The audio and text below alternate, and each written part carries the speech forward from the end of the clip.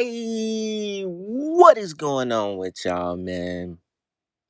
It is Black Balloon, and I'm coming back with another video, man. So y'all already know what's going on. All right, y'all. Y'all seen the pinned comment under the last video about Kenneka and her mom, right? It's still up there if you need to go see it, and you'll know why we're doing this video. So someone left, a comment. I pinned it to the top of the comment section, and they said there was a flyer about a murder mystery event held right around the time of Kenneka Jenkins' death, right?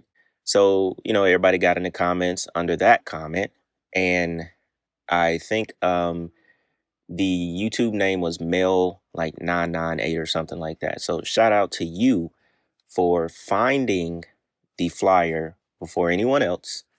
And what I simply did was typed in the flyer name and found, found the photo, and I found this article. Check this out, y'all, because we really, we really may just be dealing with a psyop. And like I said, Kenneka Jenkins may have never existed, or at least that name, has no real person attached to it, right?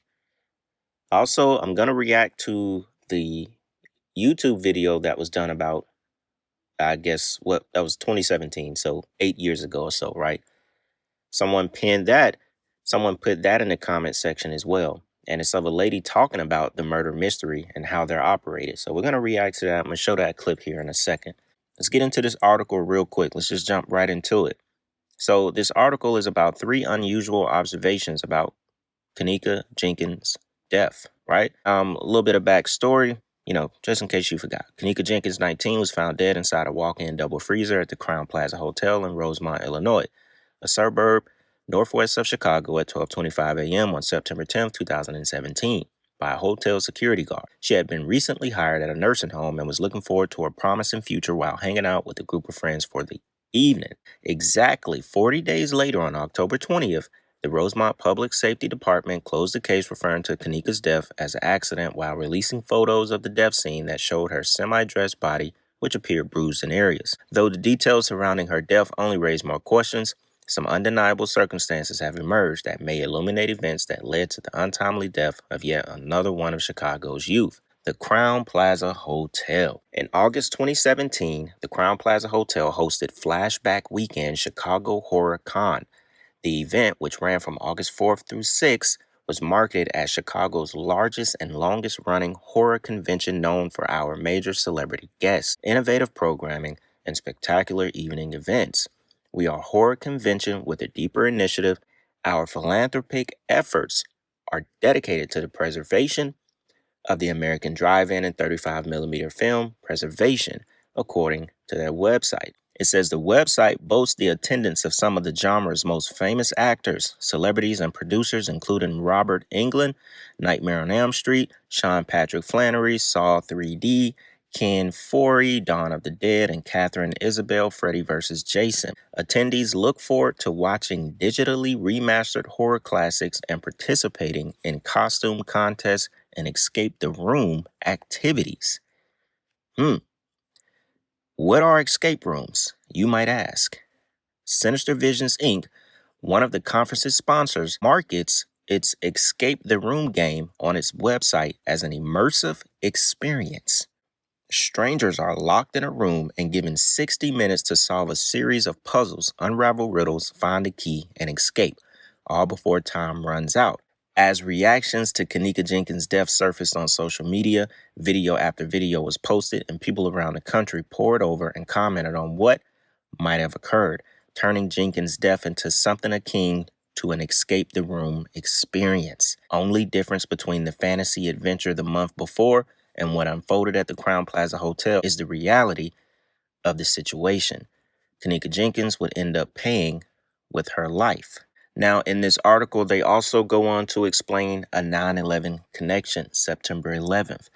Just really quick, I'm not going to read this whole thing, but we're mostly here to talk about the murder mystery and how they turned that into possibly the biggest murder mystery the internet has ever seen. I mean, what a ritual. The biggest one we can probably say the internet has ever seen. Now, the 9/11 connection I thought was pretty interesting. On Saturday, September 9th at 1:30 a.m., Kenneka sent her sister the last text message before her disappearance. By 4 a.m., her best friend phoned Kenneka's mother to report that she was missing. At 5 a.m., her family was at the hotel questioning the staff, according to local news reports. The family alleges to the hotel staff initially wasn't helpful because they didn't have a missing persons report, and this caused a delay in conducting a search. A search that began on Saturday afternoon yielded the discovery of Kenneka's body around 12:25 a.m. Sunday morning by hotel security in a walk-in double freezer in an area allegedly under construction. According to the Chicago Tribune, her mother was not allowed to see the body until nearly 4 hours later around 5 a.m. Sunday morning. All of this culminated on the eve of the 16th anniversary of the 9/11 terror attacks in New York City, another grim event that some 9/11 truthers have been referring to for years as a human sacrifice. It's just interesting. It has, you can see that this has a lot, you know, of symbolism around it. It has a lot of different theories, is the thing that I'm, trying to say, considering she, she was found dead, basically, as they tell us, a day before 9/11. So I could see where that theory comes from as well. But y'all, I don't think this was real. I don't think it was real. I don't think Kenneka Jenkins ever existed. So with that being said, y'all, I'm not talking about the girl. Clearly she existed, but I don't think, I just think the whole thing was fake. I think it was made up. It was a show. But with that being said, let's check out this clip. It's pretty old, where she talks about the murder mystery game. All right, check this out. What's up, my money makers? Okay, let me get straight to the point. Somebody asked me, one of my money makers, did I know about the game that they play at Crown Plaza? Yes, I did know. Okay, but I take it as if a lot of you all don't know. You can Google this. You can research all of this. Okay? Now, I found this out in September when I did research on the chain of hotels of Crown Plaza and affiliated with Crown Plaza, or whatever you want to say. I found out everything I pretty much wanted to know except who is the insurance company. Okay? Nobody has found that out yet. Everything else I personally want to know, I found it out by Googling it and reading. Now, from what I can remember about this game show, it's a show. It's a private show. And I know you have to pay for it. It's like between 50 and $70, or maybe more. I'm not 100% sure on the price. It's an interactive murder mystery dinner type of thing. From my understanding, you're eating dinner and you're trying to solve a murder case. And excuse me, when I read about it, the reason why I can remember it is because to me it sounded like the game of Clue.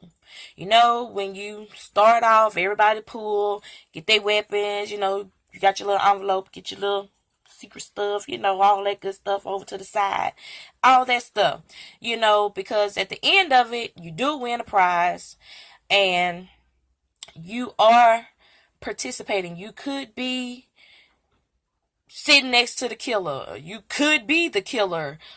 You could be the prime suspect in it. You know what I'm saying? So that's why I say, from my understanding from back then, you would probably, when you go in, like, get some type of packet or something to tell you what your part is in this whole murder mystery, because That's just how Clue was. It, like I say, it reminded me of the game of Clue. Um, I think it's like on Saturdays. I'll tell y'all what. Hold on. All right. So y'all don't think that I'm reaching. I had to go and screenshot some stuff for you. All right. Now, here, cause I'll put the screenshot somewhere. Y'all will see that and read it and go ahead. But I found a list of current shows, and from what I see, they're in Missouri right now. But I've seen that they've done this in Seattle, they've done this in Texas, they've done this in Portland. And it seemed like I don't know, but y'all will see it floating around somewhere. Let me just call out some of these dates. Next show, Saturday, November the 11th, sold out. It starts at 6 p.m. This says starting prices as low as $54.95. So it could be a situation like the more you pay, the more involved in the game you are. Like you could be the victim or the killer or, the top investigator. I really don't know because I've never been. You know what I'm saying? Okay. November the 18th. And these say private events. So I guess you just really have to know. You just have to know to know. But now I'm letting you know, money makers. But it's a private event. The November 18th show is sold out. The 11th. See, they're sold out. So I mean, evidently it's a pretty popular thing. November 25th has 16 seats remaining, starting at 6 o'clock. These are all in Kansas City. Like I say, just Google it. It's right there. Type in. This says America's. Y'all know I'm country. America's largest interactive murder mystery dinner show. I knew it was interactive. Like I say, it reminded me of Clue. That's why I remembered it. November 25th got 16 seats. December the 8th is sold out. December the 9th got 25 seats. These all start at 6. December the 16th got 31 seats. December the 23rd got 60 seats. December the 31st got 43 seats. Now, ain't that some freaky ass shit? A dinner detective. And then at the bottom it said, "We've been killing it," highlighted in red since 2004. What? That ain't funny. We've been killing it since 2004. Highlighted in red, killing. I'm talking about this case will make you start thinking all kind of stuff. That's why I don't think it was real. I don't think it was real. Like, I'm almost just leaning toward the Kenneka Jenkins name was made up. Obviously the girl is real. The girl is real. I don't know if anyone died, y'all. Or it makes you think so much about it. That's why I just be like, you know what? I can't do it. Y'all ain't finna get me. No, but for real though, after this video, I'm done. I'm not going back on it. You know what I'm saying? There's really no need to unless the mama starts saying some crazy stuff. Then maybe we can talk again. But you know, let's try and wrap up what happened with this whole murder mystery thing, because you could go multiple different ways. All right, it was completely fake. Nobody died. Kenneka Jenkins' name, it doesn't exist. It's not attached to anyone. No national death index name, rings a death to that name. You could go that, okay, the girl actually was sacrificed. Her name is just not Kenneka Jenkins. That was just a part of the mystery, made up. Maybe they did sacrifice a girl. We don't know her real name. I mean, when you play a game, someone wins a prize, right? The mom won, if we want to go there, $3.7 million. Some of the other family members, they won, right? They won some money, so maybe they were a part of this game and they won some money for, I don't know, winning the game. I don't know. I don't know. It takes your mind to a lot of different places. And the people who are really good at these murder mysteries, I mean, you can just think about like movies, thriller kind of movies, and how there's always a twist. Those movies that'll keep you not really knowing what's going on the entire time. You could think about so much with this case. But we cannot deny the murder mystery events that took place at the hotel, the horror-con that took place a month before she died, allegedly, you know, the room events. Murder mysteries still take place today in your city. I just looked up for where I stay in Atlanta, and they take place every weekend. So, um, it's very interesting. It's very interesting to say the least.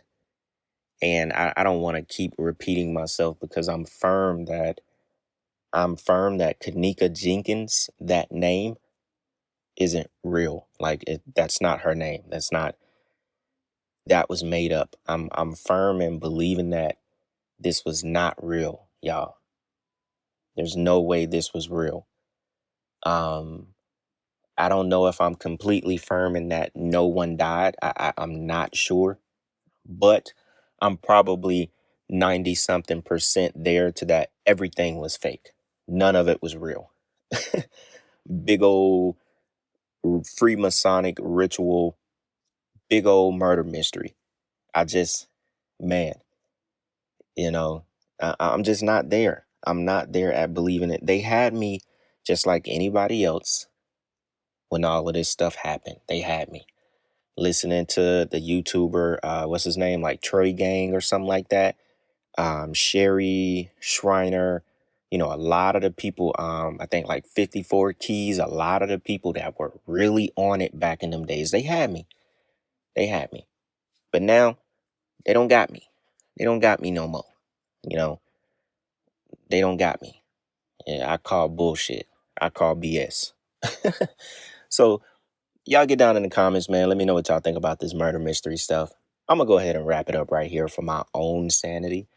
Like I said, if the mom says anything else that's crazy, y'all know we'll talk about it. All right. So that being said, y'all, it's Black Balloon, and I'm gonna see y'all soon. All right. I'm out.